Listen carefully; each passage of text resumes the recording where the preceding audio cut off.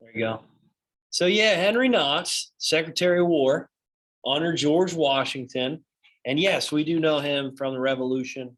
He was a high-ranking official as well. So this guy was, in a way, one of George Washington's right-hand man, right? Yeah, good job. So what is he describing here in this primary resource? What is he saying? What's he saying here? Tanner, what's he saying? I'm not finished with it yet. Oh, you didn't finish it yet? Okay. You're just too excited for this Eagles game, right? No, I was out of the house yesterday. So Oh, okay. Chase, what's he saying with this primary resource here? What's Knox saying to Washington? He's saying that like the taxes are wrong and stuff, like there should be taxes. Okay, all right. So let's just look at, how about the first sentence here? What's the first sentence say, Chase? You want to read it? They see the weakness of government, and they feel at once their own poverty compared with the opulent and their own source, and they are determined to make use of the latter in order to remedy the former. So what does that mean? Sounds like a bunch of jargon, huh? Yeah. What does it mean? What does it mean? What do we think? Brock, what's he saying there? Yeah, they're taking advantage of the government being weak. And what else?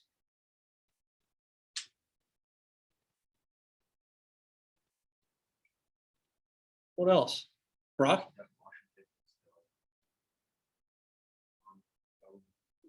Okay, yeah. So he used to reform the government at one point, that they looked at him as a way, an avenue, an outlet.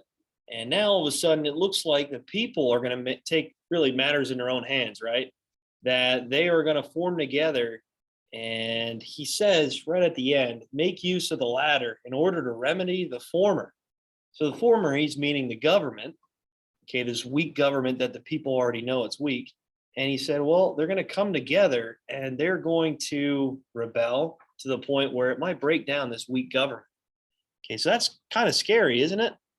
Yeah, if you're George Washington hearing this from Henry Knox, you're like, oh, yeah, you're right.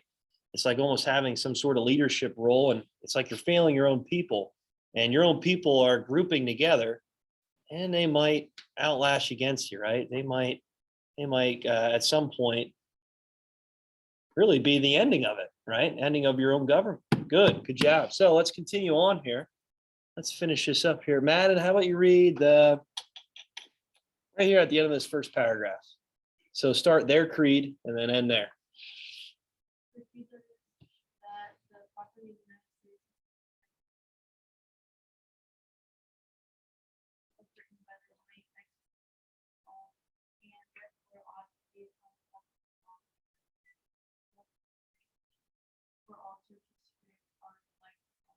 Yeah, good job. Good job. So their creed, property of the United States, has been protected from the confiscations of Britain by the joint exertions of all, and therefore ought to be common property of all.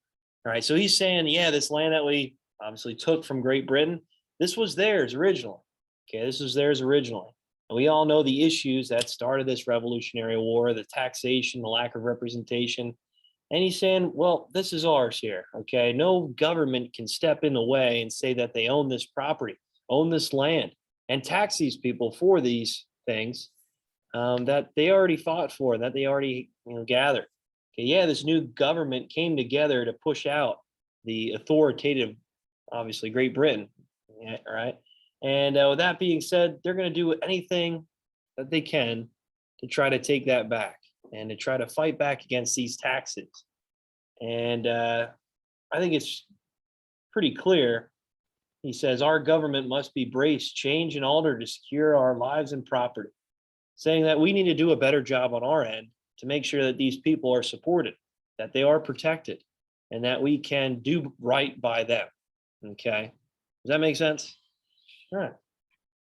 Last paragraph here. Who'd like to read this last paragraph? Jamie, go ahead in the back. we imagine that the world is such a government and the people were so correspondent that we were not, as other nations, requiring brutal force to support the war. But we find that we are men, actual men possessing all the turbulent passions belonging to that animal, and that we must have a government proper to adequate human rights.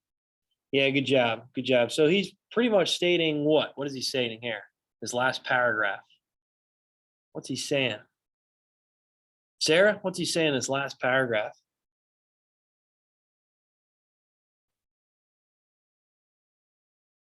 Sarah?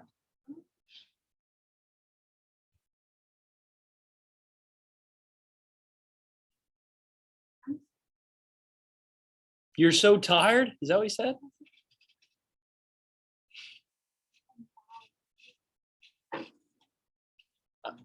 I couldn't hear you. I'm sorry. Such bad at this. Oh, you're bad at this. Yeah. Oh, I thought you said you're tired of this. I'm like, geez, they're gonna throw a book at me or something. Holy cow. Can I go into the hallway? Jamie. Yeah, go ahead. Uh-oh. All right. Okay, all right. So we're gonna continue on here. What do we have? Jeffrey, what do you think the last paragraph is? I think the last paragraph is Henry Knox's expression towards Washington, how he feels that needs to be a change in government and issue wants to bring such. All right, good job. But at the same time, not trample over everybody's freedoms, right? That, yeah, this taxation is unfortunate. What we need to do is unfortunate, but at the same time, we need to make sure that we can come together as a strong government to make sure that the people abide by these laws, that these rules are supported by the people. Okay, we can't just come in like a house of pain here, a house of fire, like Great Britain once did to enforce these laws and rules. Okay, we need to make sure that we are respected, right? A respected government that people will abide by and follow these said rules and laws. Okay, so at the same time, yeah, we must be a formidable. We have to have a formidable military to make sure people are respective of this government and that they will pay these taxes and follow these laws and be understanding of it, though. Okay, and be understanding. We need to make sure that these people have representation, have a say in government, and that everybody is obviously protected, that they are respected as individual citizens in this country, and that these ideas won't go to the wayside. Okay, does that make sense, guys? So Henry Knox, he sees the issues of the people, okay, the grievances, but at the same time, he's like, yeah, we need to have a stronger central government. Okay, we obviously must respect these people because they fought for us in this Revolutionary War that are challenging the weak government. Okay, we need to have a stronger government. We need to make sure that we can step up and be respected by the people, not be authoritative, not be authoritarian, but we must be respected. All right, good job. Any questions on that Henry Knox quote? I thought that was pretty interesting, especially like I said, this is like his right-hand man. This is a person that kind of steps up and is like, you know what, we need to try to make sure we need to move in the right direction here. Good. All right, so with that being said, I'd like you guys to check out real quick. You'll see it here. No worries to fill out anything. We'll just look them over. So under modules, you'll see it. You all right? Yeah. Okay. So primary sources, the founding fathers. Where is it now? Is it attached? I hope it's attached. Well, it looks like I forgot to attach it. I did. All right, give me 1 second, guys. Let me attach this.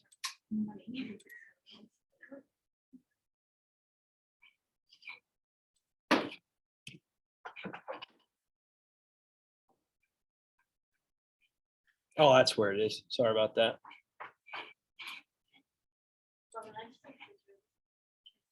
Awesome. That's great. Thank you. Here we go. So can everybody see this okay? I'll zoom in as best I can. We have a couple quotes about this weak government before we move on to this constitutional influences, I'd like you to read over one of them. Okay, so how about Bella's Row? Back to Nathaniel. You guys can read Alexander Hamilton's quote at the top. Cannon's Row. You guys can read Benjamin Franklin's quote. Madden's Row. You can, well, I guess it'd be column. It'd be column. But anyway, Madden's column can read George Washington. Terrence's can read Henry Lee, Angel, and Nestor. Yeah, you guys can read Henry Lee's. And I'll read, I guess, Thomas Jefferson and James Madison. I'll talk about those two on my own here. So just read over these two quotes, well, these quotes here, the ones that you're designed to, and think about them. Try to understand what they're exactly saying, okay, about this central government. I think it's interesting. All these men are founding fathers. They're obviously important figures for our foundation, for our government. And it's important to note what they're saying about the Articles of Confederation. All right, so I'll let you guys read over that.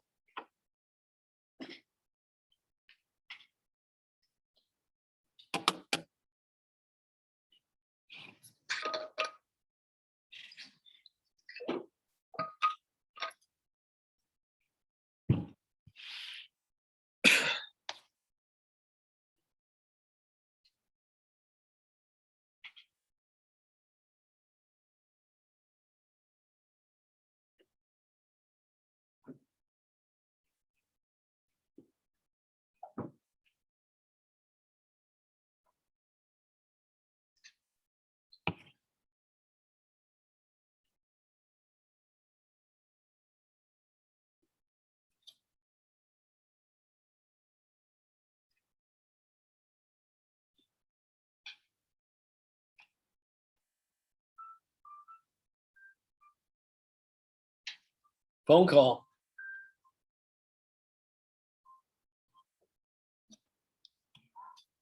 All right, so let's go over it. Bella's Row, Jeffrey, Lex, Mandy, Nathaniel, Alexander Hamilton. What's he saying here? What's he saying? Nathaniel, what's he saying? That power which holds the purse strings absolutely must rule. What does that mean?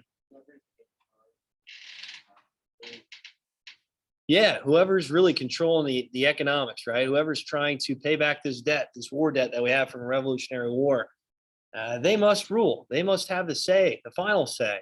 Okay, good job, good job. So with the federal government, after the Revolutionary War, it was up to them to try to pay back these debts.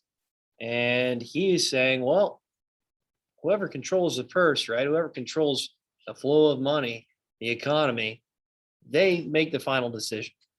Okay, good job, good job. They must be the ruling factor here. All right, so Benjamin Franklin, what do we have here? Cannon's Row, Brock, Sarah, Jamie. So he can have no right to the benefits of society who will not pay his club towards the support of it. What do we have here? What do we got? Sarah, take two here on these quotes, these primary resources. What do you think? Can't get people. Okay, so if you're not joining the club and paying your fair share, then you can't really have a say, or you can't benefit off these services that are supplied by the club. All right, good. Brock, what do you think? Taxes?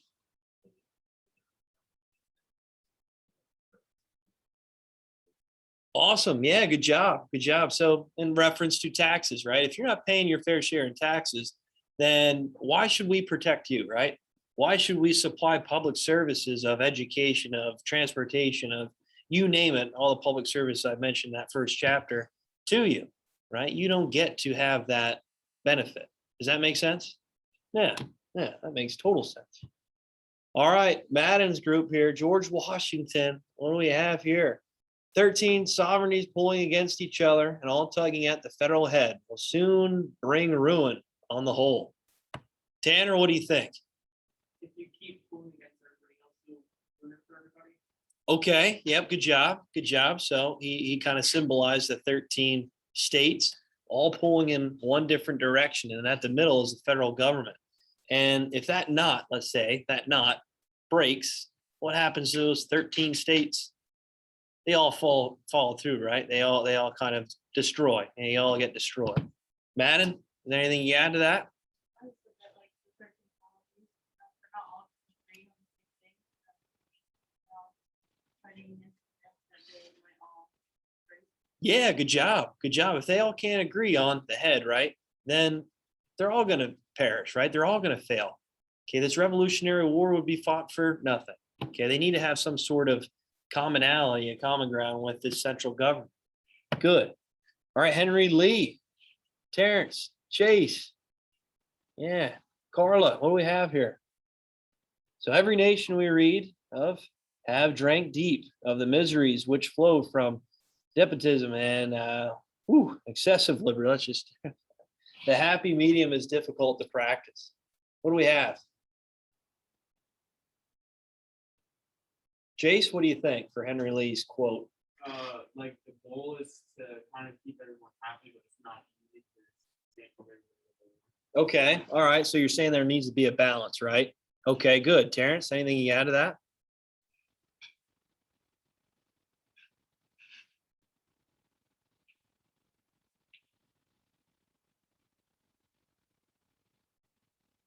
Anything? Or you need to read over a little bit more?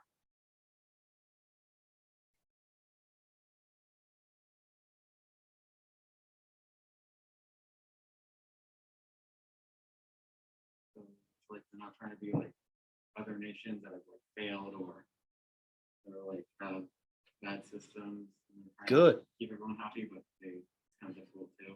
Yeah, good job. So all these countries we can look at, we read about, right? When you come to authoritative countries, okay, when it comes to absolute power, we must not be this tight grip on society. We can't be this tight grip. We can't be this absolute monarchy, this authoritative government. But at the same time, we just can't let chaos and anarchy take the streets, right? We just can't allow too many people to have free reign. Okay, we just can't allow really just no form of government, right? So there must be a happy medium. There must be a balance. Okay, good job. Good job. All right. Last one here, Angel and Nestor. Thomas Jefferson, I'll talk about James Madison. Rebellion is a medicine necessary for the sound health of government. What does that mean? Is he saying rebellions are good? He isn't?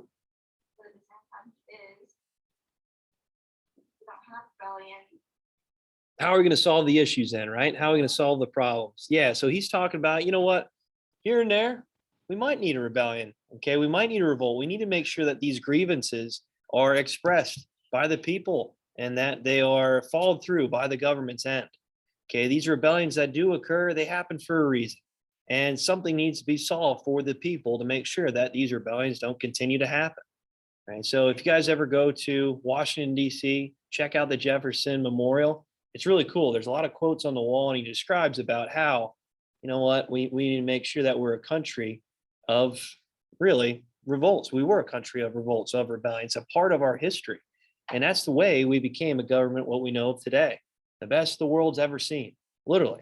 And that has to do because government answers the questions of many people.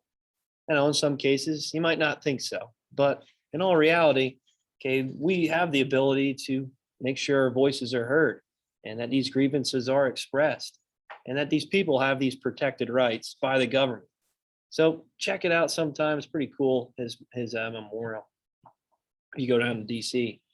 All right, last one, James Madison. If the laws of the states were merely recommended to their citizens, what security, what probability would exist that they would be carried into execution? All right, so that's a pretty good one, right? What do we think about this last quote, Madden?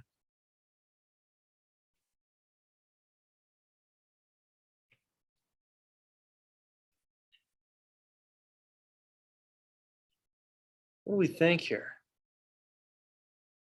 Want to give a guess? These guys write in such detail, right? It's almost hard to understand. What do we think for James Madison? So he's actually talking about these insurrections like Shays Rebellion in this expression, in this quote. Jeffrey, what do you think, man? I think that is James Madison showing that it's all the House representative that the citizens need to rise up and show the government that they need to answer itself and change. Yeah, but what, so if the government, I'm glad, I like what you said there, but what if the government doesn't do anything about these insurrections, about these rebellions? Will cease to exist. Okay, good job. Good job. And what would be the look of the government if they continue to put down these rebellions with military force? Anarchy. So the government would fail, right? This government that they're looking to try to establish, it wouldn't have any order. It would have anarchy. Good job. Good job. Yeah, so those are quotes all about the Articles of Confederation from the founding fathers. I think they're all interesting. I think they really hit the nail on the head when talking about this weak form of government. So now we're moving on. I'd like to talk about these constitutional influences. So when we're shaping up this new government, looking at government to moving forward, the creation of this Constitution, we need to look back to some influences that help come up with these ideas.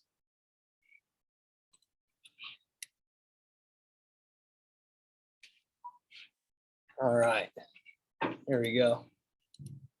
So constitutional influences. We're going to talk about 4 of them. I think we'll talk about Enlightenment thinkers last because I have an activity for you guys to work on, another presentation here where you'll research an Enlightenment thinker and discuss their contributions that really benefited the Constitution of the United States. But real quick, we'll look at ancient Greece and Rome and England today. Okay, I think we'll talk about colonial heritage tomorrow, and then I'll mention the Enlightenment thinkers more tomorrow on Thursday. Okay, tomorrow on Thursday. So these are the 4 main factors that pushed and helped create a new government for the United States. We all know the Articles of Confederation, they're too weak.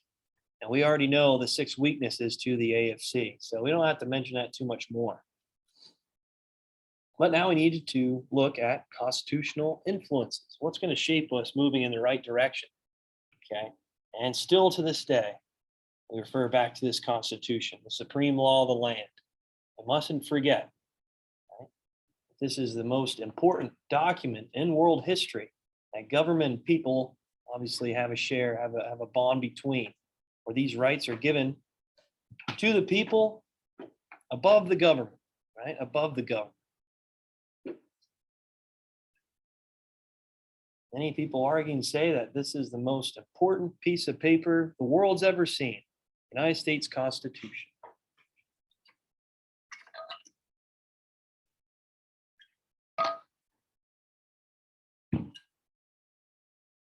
All right, so number 1, ancient Greece and Rome. So one of the benefits to it, obviously, is democracy. So looking back to ancient Greece, okay, specifically Athens, a direct democracy was formed where all people had a say in government. Okay, where all people had a say in government. So whatever the people would want, that's what went through. Okay, that's what followed suit. Okay, that's what people, obviously, what was established for the people. So when it came to laws, when it came to decision making, everybody had a voice, everybody had a say. And that's what really dictated what went on. Is a direct democracy good? Yeah, it's great. But when it comes down to it, when there's a lot more people, let's just say a small city, like we saw in in Athens, in ancient Greece, we need to apply maybe more of a representative democracy. There's just too many voices, right? There's just too many people in today's world that might have a decision on something, and it'd be hard to tally what everybody votes, right, Chase? Yeah, that'd be just too many voices, right? Too many people. We need to make sure that we could streamline a little bit better. So with ancient Rome, they kind of took this idea of direct democracy, but applied it to a representative republic, okay, a representative democracy. And that's what a republic really is. So these people vote on elected officials that obviously has an agenda that meets the needs of a certain group of people. And if the majority has this direction, then that's where the country will go. Elect this representative official, okay? and they will make decisions for the people based off of their wants and needs. So these representative officials will be like the servants for the people. That's what we have today, right, Jeffrey? You got it. You got it. So they formed a legislative group, and we all know our legislative group, right? Congress in the United States separated in what? 2 houses or 1? 2, good job, bicameral legislature. We have the House of Representatives and the Senate. Yeah, awesome. So when looking at it, we took a lot of these ideas from ancient Rome, okay, when it came to developing our own government. Even the buildings look similar. And I'll show you in this next slide here once everybody's done writing down notes. But it's very important that we look back at the success of ancient Rome and really how this empire lasted for a long, long time. And a lot of it had to do with a representative form of government, a republic, where people had a say, they voted on official, and the official literally worked for the people. Okay. What we have today in the United States. All right, so like I mentioned, even the buildings look similar, even the development and kind of the layout of what Congress looks like today. Very similar to what we have in ancient Rome. I think it's pretty neat. I think it looks cool. The Capitol building is something that everybody can look at and be amazed at, right? Just a huge marble structures, the columns. Yeah, so we're showing kind of like a look back to history and a thanks to history, to ancient Rome, when we kind of took their ideas, their formation of government, their foundations of government, and applying it to our very own. So within the House, okay, the House chambers, the Senate chamber, that's what it looks like, where many of these representatives come together and discuss what types of maybe laws they can create, right? Maybe there is some sort of things that they need to vote on. Okay, maybe it's a plan, an economics package, right? Whatever have you. So that's where the members come together and discuss and talk about certain issues that will move the country in the right direction. I'm sure you heard, already last year, January 6th, storming the Capitol building. That's where it happened, the Capitol building in DC, where many individuals stormed the chambers, which that's what the chambers look like right here in the bottom right. And really we're after these representatives, right? Scary time, scary time. Okay, so here is another depiction of what it looks like, the 3 branches of government, and how the executive at that time in Rome, right? They had 2 consuls elected 1 year, led government, commanded the army. So it's like Caesar, right? And then in the United States, we know we have a president voted by electoral college. Okay, so people vote, and depending on the state, how many electoral votes you have, you get those votes, and whoever gets the 270 wins. Legislative branch, we already know what the legislative branch has already set out and established to, making the laws. Okay, we know 435 House representatives and 100 senators. House based off of population, Senate based off of equal representation for the states, 2 senators per state. All right, the executive branch, like I mentioned, Constitution kind of falls under this legal code where the US states the rights for the people. And many founding fathers actually believe the Bill of Rights shouldn't be a thing. I know what you're thinking, why? What is the Bill of Rights anyway?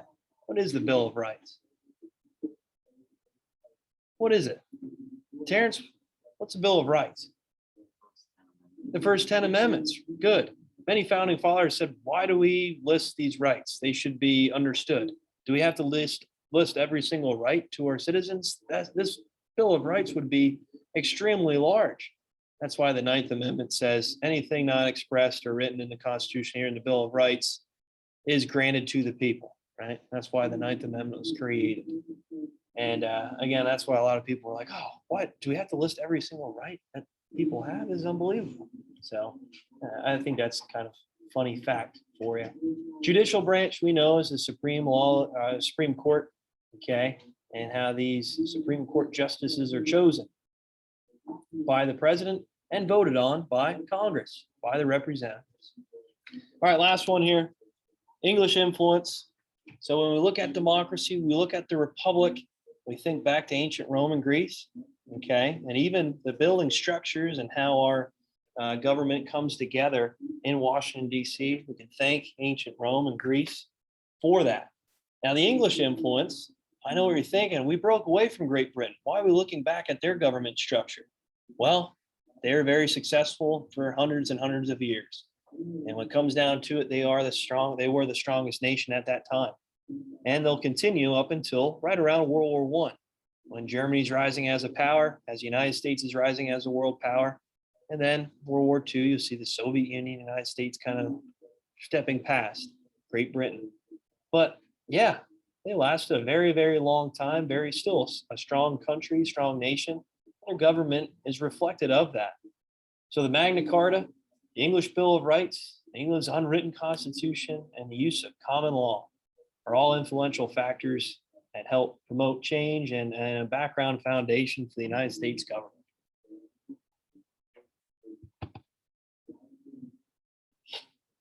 So once you have that, I will give you the vocab, and you can write down those terms and understand what these really mean. So what is the Magna Carta? What is the English Bill of Rights?